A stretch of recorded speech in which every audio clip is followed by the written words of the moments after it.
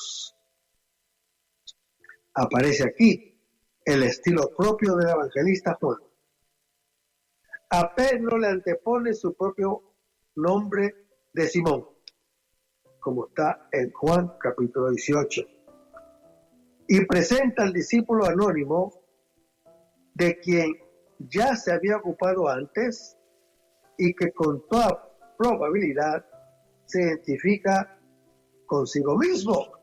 Lo podemos leer en Juan capítulo 1, Juan capítulo 13, Juan capítulo 18, Juan capítulo 19 y Juan capítulo 21.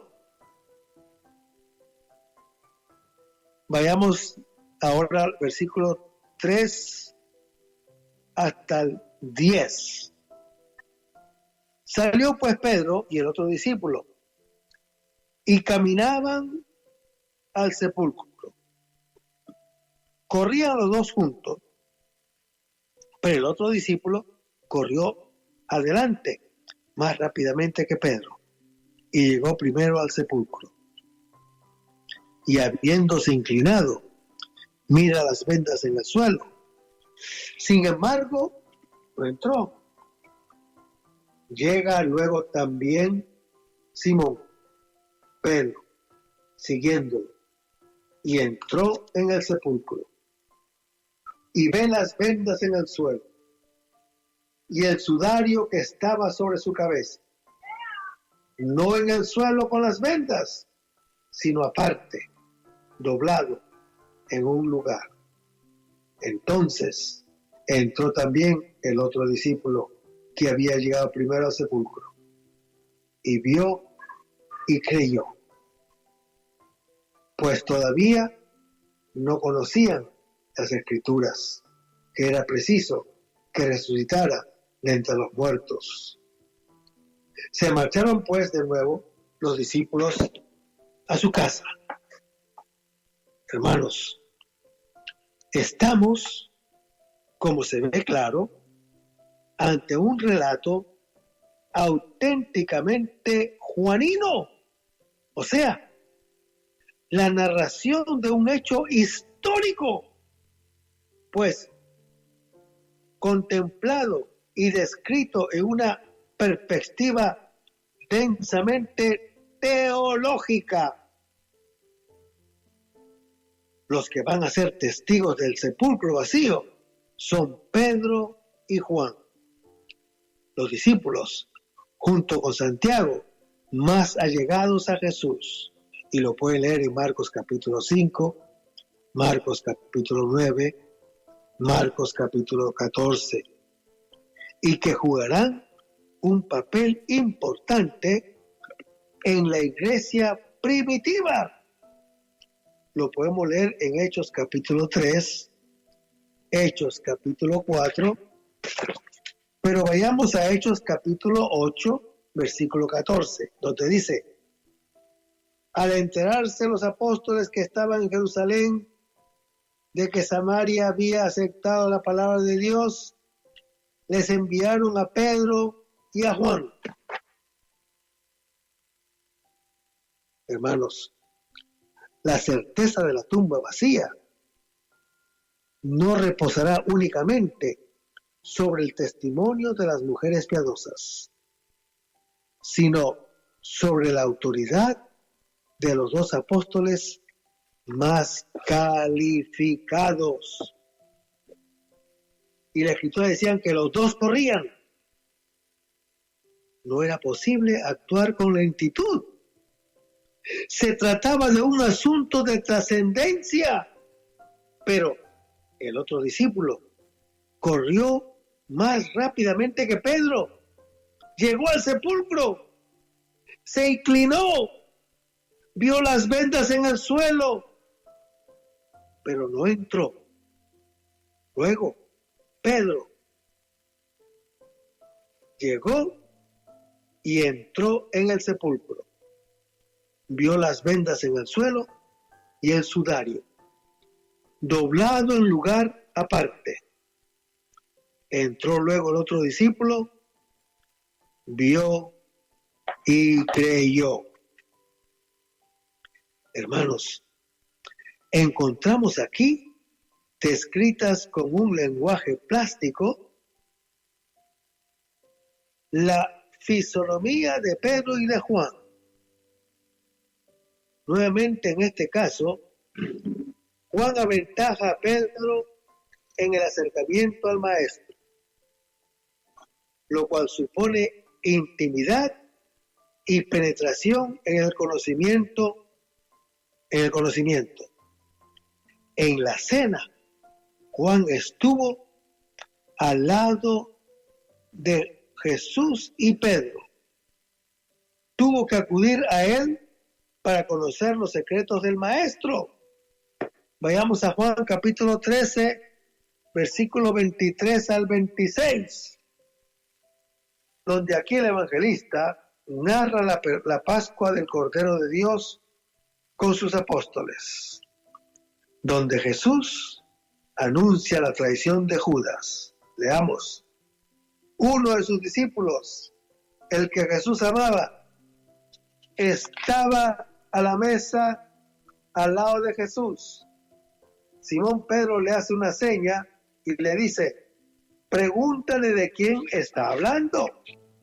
Él, recostándose sobre el pecho de Jesús, le dice: Señor, ¿quién es?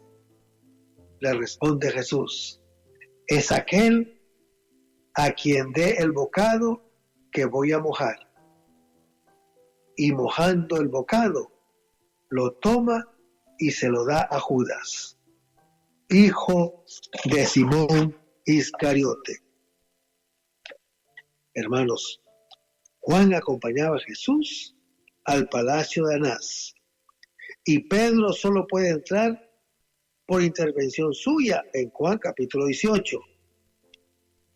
En el mar de Tiberias, Pedro se lanza al mar para llegar a Jesús, pero será gracias a que Juan le dice: ¡es el Señor! En Juan capítulo 21.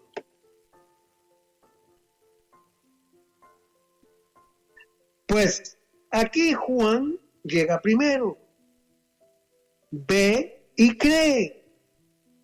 Cree que el Señor, rompiendo las ataduras de la muerte, ha resucitado. Y como signo de que así ha sido, allí están las vendas y el sudario doblado en un sitio aparte. Hermanos, este detalle excluye con fuerza la posibilidad de un robo. La preeminencia de la fe del discípulo predilecto es el clímax del relato. Su fe no ha nacido de las Escrituras, sino a la vista de la tumba vacía. Y este fenómeno ha iluminado su mente y ha comprendido las palabras enigmáticas de Jesús y en los antiguos oráculos, como está en Juan capítulo 2, Juan capítulo 10, Juan capítulo 16, Hechos capítulo 2, Hechos capítulo 13. Pero vayamos al Salmo número 16, versículo 10, que dice así: pues no me abandonarás al Seol, no dejarás a tu amigo ver la fosa. Hermanos, ya Jesús lo había dicho en Juan capítulo 10. Leamos. Por eso me ama el Padre, porque doy mi vida para recobrarla de nuevo. Nadie me la quita, yo la doy voluntariamente. Tengo poder para darla y poder para recobrarla de nuevo. Y esta verdad lo anuncia Pedro en Hechos capítulo 2, cuando dice: a este Dios le resucitó, librándolo de los lazos del abismo, pues no era posible que lo retuviera bajo su dominio. Hermanos, de allí la reflexión de Juan. Leamos. Todavía no conocían la Escritura, que era preciso que resucitara de entre los muertos. Hermanos, el verbo conocían tiene el sentido fuerte de comprender el sentido profundo y escondido de las Escrituras. Y él era preciso. Descubre que eso pertenecía al plan de Dios. Sin embargo, hermano que me escuchas, el discípulo no entra.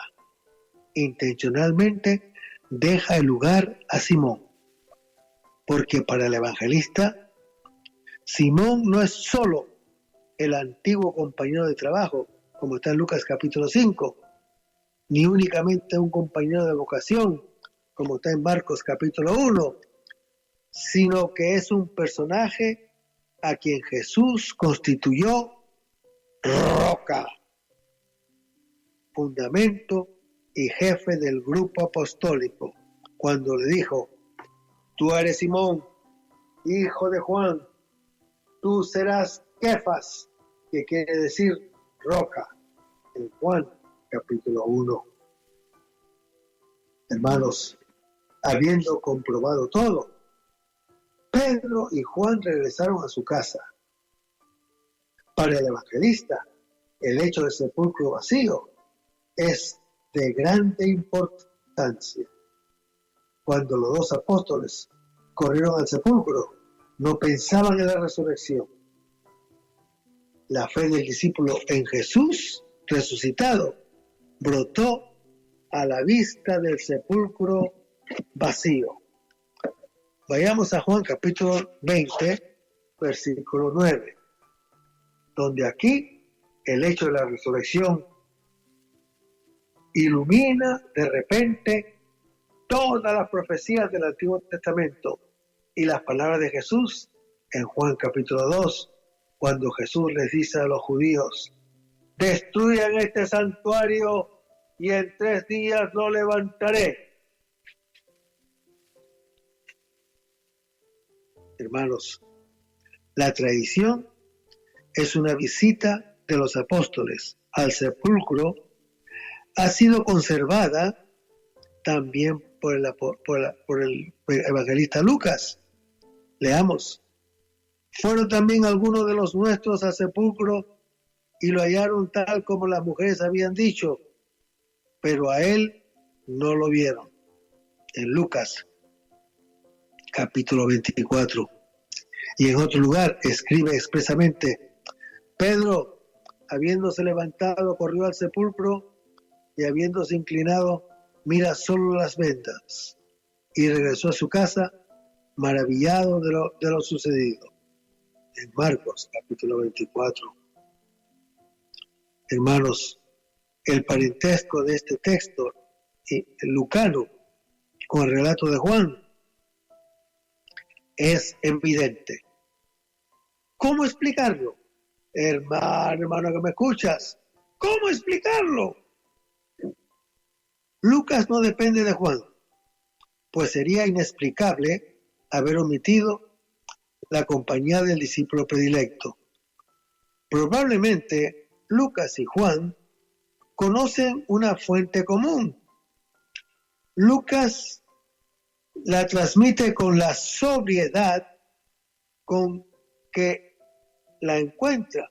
Por tanto, o en tanto que Juan la completa, precisando que Pedro iba con el discípulo amado de Jesús y redactada el relato teológico que hemos examinado. Muy probablemente no solo fueron Pedro y Juan, sino otros discípulos, como se puede inferir en Lucas capítulo 24. No hemos querido estudiar aquí los otros relatos evangélicos sobre el sepulcro vacío, que coincidiendo en lo esencial, difieren mucho en los detalles. Sin embargo, hermano que me escuchas,